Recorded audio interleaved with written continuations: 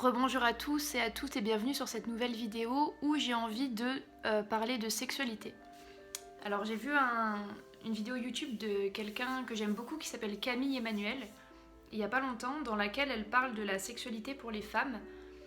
Et c'est un sujet qui m'intéresse beaucoup en ce moment parce que, en fait, dans cette vidéo, elle parle du fait que la représentation que chacun a de son propre sexe va avoir une importance énorme sur la confiance et l'affirmation de soi que la personne aura sur tous les aspects de sa vie, personnelle, professionnelle, etc.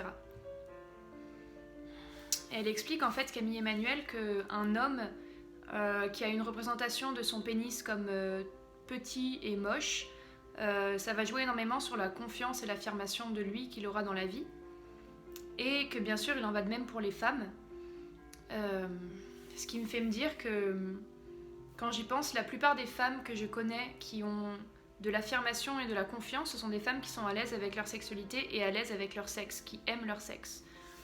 Moi, pour ma part, j'ai eu longtemps du mal à m'affirmer et à me positionner parce que j'ai longtemps pas aimé mon sexe, que je considérais pas assez beau, assez conforme à ce qui est représenté dans les films porno. Et en fait, voilà, le message, c'est que en fait, ça joue énormément sur la confiance et l'affirmation dans la vie de tous les jours. Et le message, c'est aimer votre sexe comme il est.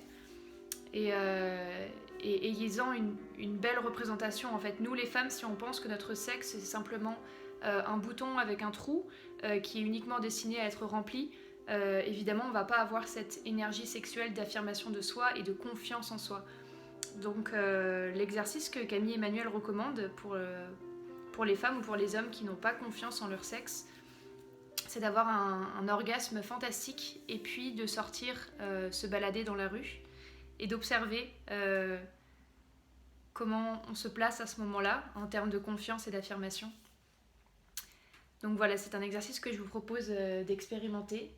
Et puis je vous propose aussi de faire une auto-exploration avec un miroir à quoi votre sexe ressemble, mais surtout d'oser le nommer en fait, parce que ça m'a mis longtemps très en colère que le sexe féminin soit d'une pas dessiné correctement. Une fois sur deux, c'est juste un V, il n'y a même pas la fente et on dirait que c'est quelque chose qui n'existe pas et puis que ça n'ait pas eu de nom et puis que voilà, le clitoris, c'est à peine depuis 2019, début 2020 qu'il y a eu une représentation concrète de cet organe. Le mot vulve, voilà, moi je l'avais jamais vraiment appris avant, il n'y a pas beaucoup de temps du tout. Donc en fait, voilà, j'ai souvent trouvé que c'était pas facile pour une femme de trouver ma place entre la petite fille, la mère ou la salope. Et je pense que à l'époque où il y avait des rites initiatiques pour devenir des femmes ou des hommes, alors c'était probablement plus simple. Et je vous invite à trouver un rite qui pour vous parle, pour sentir que vous passez ce cap de décider d'être un homme ou d'être une femme. Je pense que c'est important. Voilà, c'était pour faire un petit point sur le fait d'être une femme et sur la sexualité. Prenez soin de vous et à bientôt.